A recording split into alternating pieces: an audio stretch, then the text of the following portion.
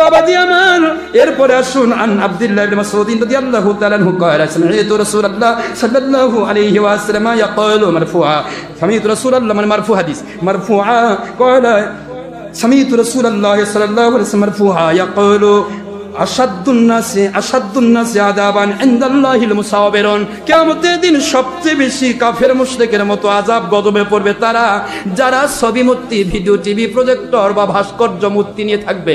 নাউজুবিল্লাহ বলুন। বুখারী শরীফের হাদিস, মিশকাত শরীফের 385 পৃষ্ঠা, এটাও বুখারীর দ্বিতীয় খণ্ড 880 পৃষ্ঠা, মুসলিম প্রথম খণ্ড 820 পৃষ্ঠা, ফয়জুল বারী, ফাতুল বারী, উমদাতুল কারী, ইরশাদুশ শারী, তাফসীরুল বারী, মুজাদ্দিদুল হাক, সুনাদ দারিমি, দারিকুতনি, মুসনাদ আব্দুর রাজ্জাক, মুসনাদ আবি শাইবা, মুওয়াত্তা মালিক, মুসনাদ আহমদ বিন হাম্বল, মুসনাদ আবু হানিফা, এরপরে ইবনু খুজাইমা সহিহ হাদিসের কিতাব, এরপরে আপনি পাবেন মুজিমুল ওয়াসিদ।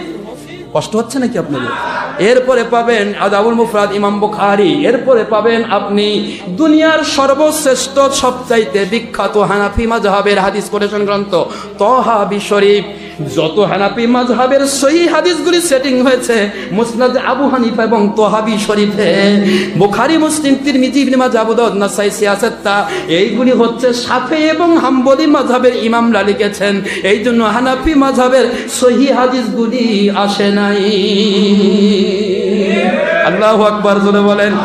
এরপরেও আমরা সিয়াসাত্তার 6টি হাদিসকে প্রাধান্য দিচ্ছি, কারণ বাতিল 72 ফিরকায় 6টার কথা বেশি বলে।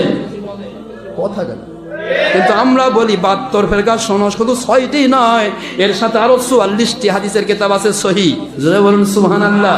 যেই কথাগুলি আমি আপনাদেরকে বললাম বাবাজি, মুখস্থ রাখেন। এবার আমি আপনাদের খিদমতে আরজ করি, এটা হলো মারফু হাদিস। মন খারাপ হচ্ছে?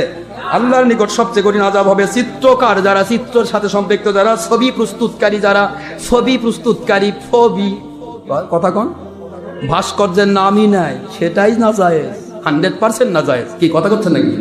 কিন্তু ছবির কথা আছে, সেটা হলো জায়েজ। আব্বা লেখছে ছবি আর চিত্র, এটা জায়েজ, কিন্তু আব্বার এখানে ভাস্কর্যের কথা নেই, তা ওটা না জায়েজ।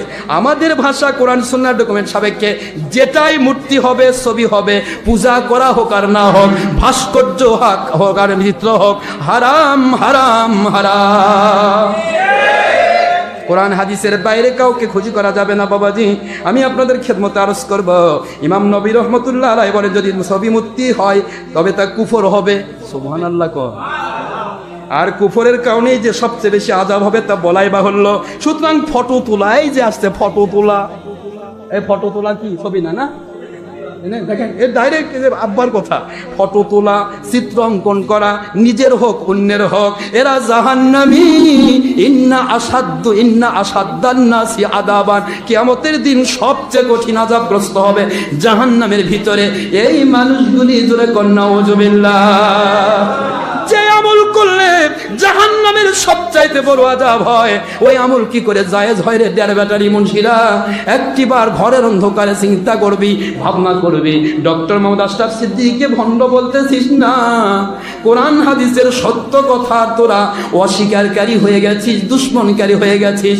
বাংলার সরকারের বিরোধী হলে বিদ্রোহী হয়, দেশদ্রোহী হয়।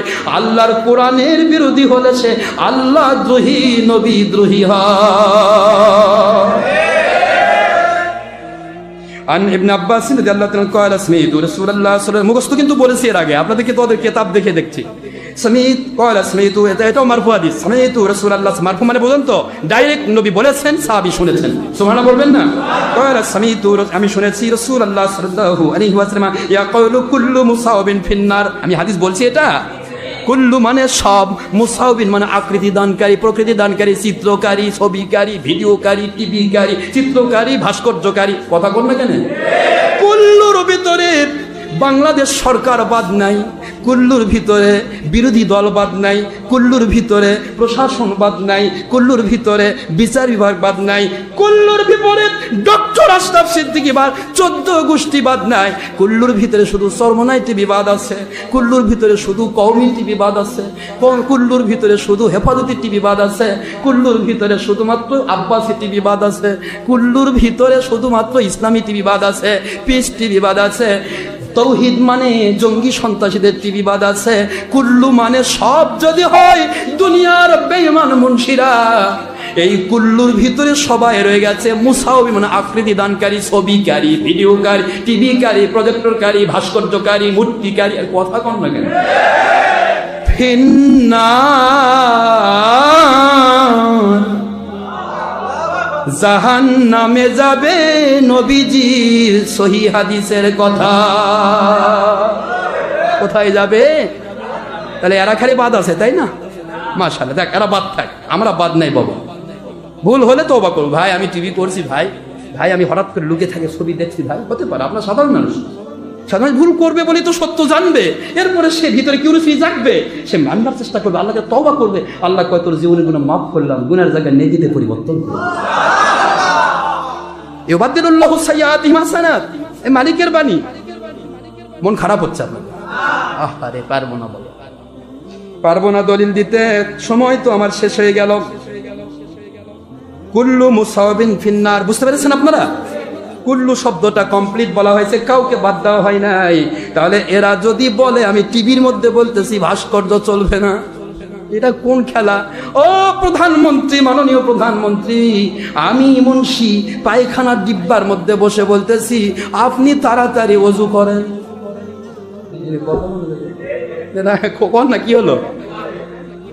পায়খানায় বসে থাকে ওযু করেন বলে না, প্রধানমন্ত্রী এখন বলতেছে তুই তো দেখতেইছি পায়খানাতে ডুব দিয়ে আসিস, তো গোসল ফরজ, চুপে যা, ঘাড় মটকাবো। না আমি তো যুদ্ধ করবার চাইনি। পারবেন না বাবা, পারবেন না। কোনো দিন বাতিল ফেরকা সত্য বলতে পারবে না, যা হবে শুধু আস্ফালন। কথা কন না কেন? যা হবে শুধু মানুষ দেখানো, যা হবে শুধু নিজেকে জাহির করার জন্য, যা হবে শুধু বাহবা পাওয়ার জন্য, যা হবে শুধু দলের স্বার্থ হাসিল করার জন্য, যা হবে দুনিয়া কামাইয়ের জন্য। এই জন্য মুসলিম শরীফের সহি হাদিস আছে, কিয়ামতের দিন এক শ্রেণী আলেমকে ডাকাবে, এই তোকে যে আমি এত এলেম দিলাম, এত কিছু করলি, কি ব্যাপার, তুই কি করলি আমাদের? আল্লাহ কোটি কোটি মানুষকে আপনার পথে ডাকছি, আল্লাহ কোটি কোটি মানুষকে, মনে হয় আল্লাহ কিছু জানেই না। ওখানেও আল্লাহ ফাঁকি দিবা জায়গায় কোটি কোটি মানুষকে। আল্লাহকে তাই নাকি আমার জন্যই করছিস না? বলে জি আল্লাহ আপনার জন্যই তো করছি। তাই তাহলে আমার নবী নিষিদ্ধ করলো যে লোক দেখানো আমল শিরক, তুই কি আমার টিভি দেখালি, কাক দেখালি? আল্লাহ মানুষকে দেখাইছিস কে রে? তুই না কোরআন পড়েছিস বলে ফাওয়াইলুল মুসাল্লিন আল্লাযিনা হুম আন সালাতিহিম সাহুন আল্লাযিনা হুম ইউরাউন, যারা অলসতা করে অথবা লোক দেখানোর জন্য নামাজ পড়ে, ওরা দুনিয়াতে আযাব গজব পাবে, আখিরাতে জাহান্নামে যাবে। এটা বোধ তোর কোরআনে ছিল না, তাই না? আরে কথা করছেন না কেন? আল্লাহ ভুল করছি, আল্লাহ এই ভুল করছিস, সেটা তো ওই সময় কওয়ার কথা ছিল। এখন তো লাভ নাই, কোটি কোটি মানুষকে তুই জাহান্নামী বানাইছিস, বেঈমান বানাইছিস, ওদের নিয়ে জাহান্নামে চলে যা। আল্লাহর কসম, হারামকে জায়েজকারী মুন্সি হোক, মৌলভী হোক, পীর সাহেব আর শায়েখ হোক, আর ডক্টর আশরাফ সিদ্দিকী 14 গোষ্ঠী হোক, হারামকে জায়েজকারী বাঁচবে না, কাফের হয়ে মরবে, জাহান্নামে যাবে। আস্তাগফিরুল্লাহ বলবেন না? আর তাদের যারা ভক্ত হবে, তাদের যারা লাইকার হবে, তাদের যারা ভিউয়ার হবে, তাদের যারা তুষামত করবে, খোশামত করবে, তাদের পক্ষে টিভি চ্যানেল খুলে ওকালতি করতে যায় কিছু মুন্সি, এই যে জামাতি খারেজ মুন্সি, কয় মামরুল হক খুব ভালো কথা করছে। তুই কি জানিস রে এর ব্যাপারে? কে কি করছে? তুই তো ইসলামই জানিস না, ইসলামের তুই কিছুই বুঝিস নাই। ইসলাম কাকে বলে? হালাল হারাম উল্টা পাল্টাকারী কখনো ভালো মুসলমান নয়। কেন বুঝতে পারিস না? যার পক্ষে ওকালতি করতেছিস, নবীর বুখারী হাদিস ভুলে গেছিস?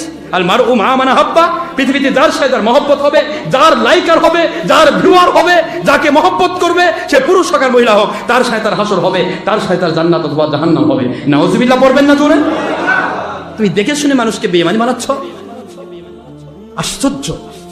হয়রান পেরেশান হই আমি, চিন্তা করে পারি না কি করে। তাই তো বলি যে মানুষগুলি কিভাবে বাতিলের দিকে দৌড়াচ্ছে আর ভাবতেছে আমরা হক পথে আছি। আরে হক আর বাতিল কাকে বলে বুঝলেন না আপনি?